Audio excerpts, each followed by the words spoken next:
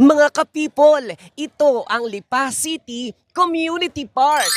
Mga ka-people, isa na yata ito sa pinakamagandang proyekto ng pamahalaan ng Lipa dahil nakapagbigay daan sila sa mga Lipenyo na magkaroon ng isang lugar kung saan makakapag-ehersisyo, makakapag-banding ang bawat pamilya na merong magandang tanawin at maaliwalas na kapaligiran.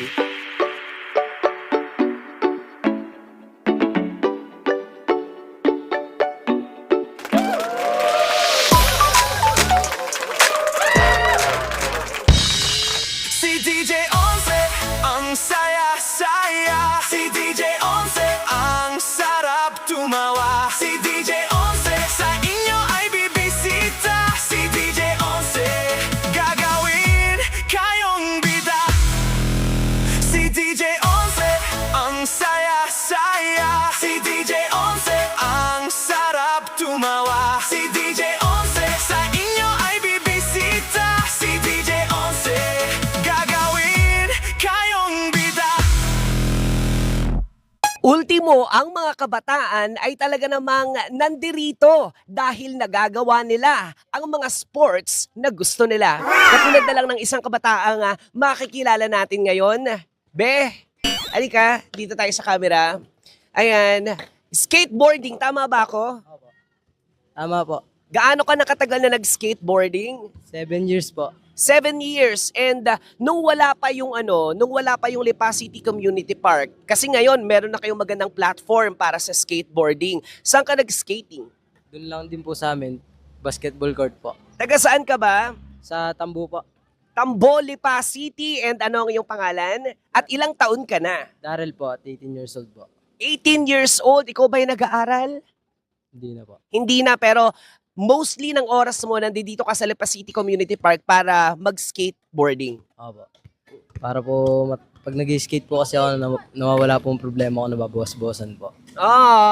Yan ang magandang naitutulong ng sports sa ating mga kabataan. At kung meron mga nakakapanood na kasing edad mo na wala pa, not into sports, anong maipapayo mo sa kanila dito sa Lipa City Community Park? Mag-skate na lang po kayo kaysa magbisyo kayo. Mas maganda po ito kaysa magbisyo. Tama naman yun.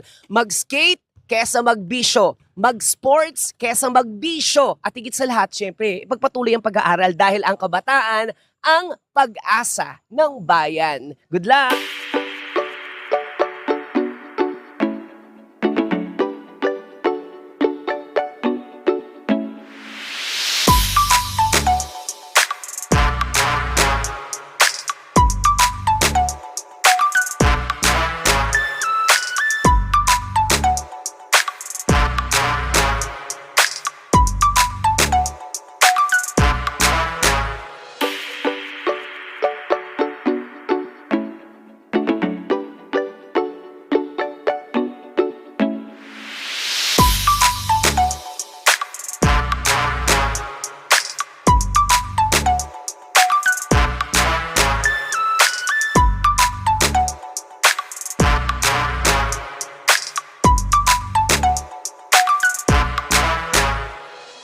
Mga ka-people, sa dinami-dami ng tumatakbong Batanggenyo dito sa Lipa City Community Park, huwag kayong mag-alala kung kapeng barako ang hanap nyo dahil may matatagpuan na Hana Coffee dito mismo sa loob ng Lipa City Community Park.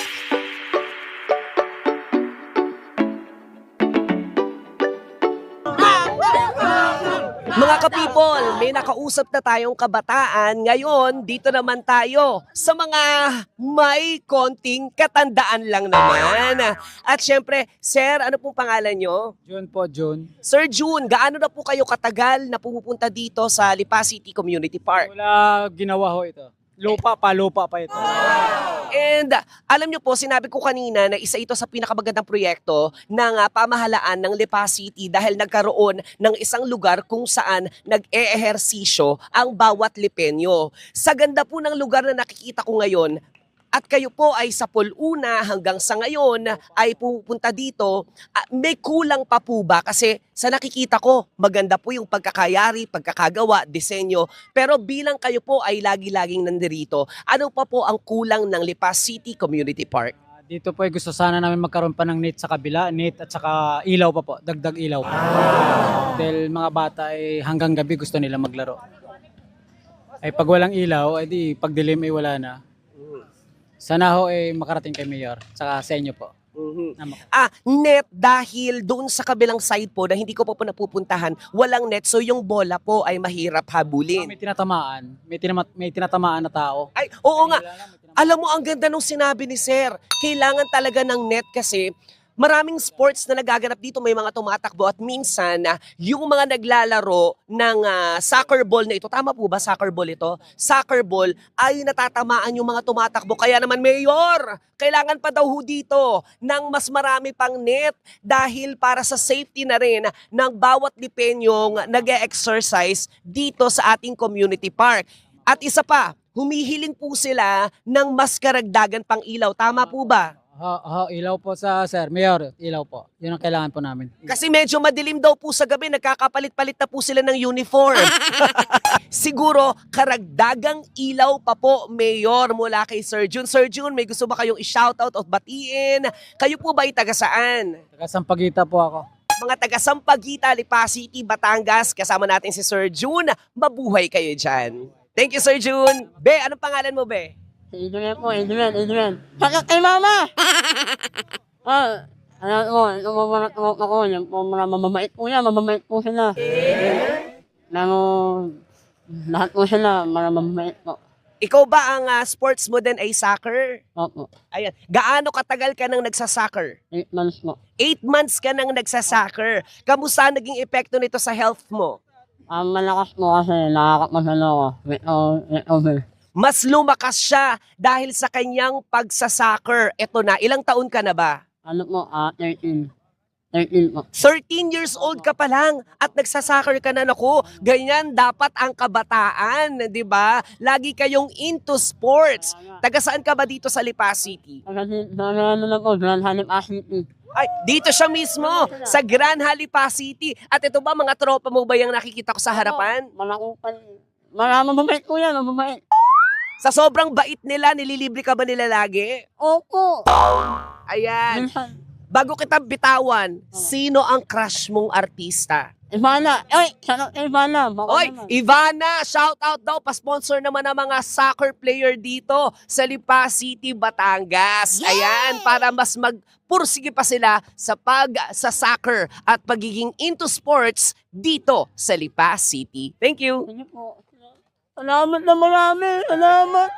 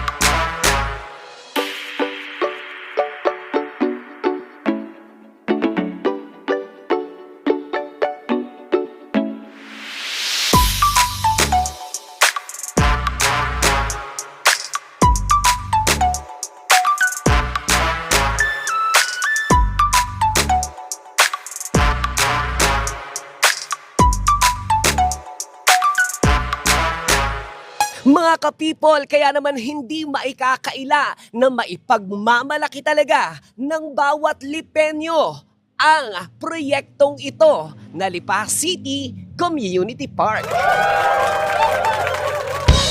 Si DJ Onze ang saya.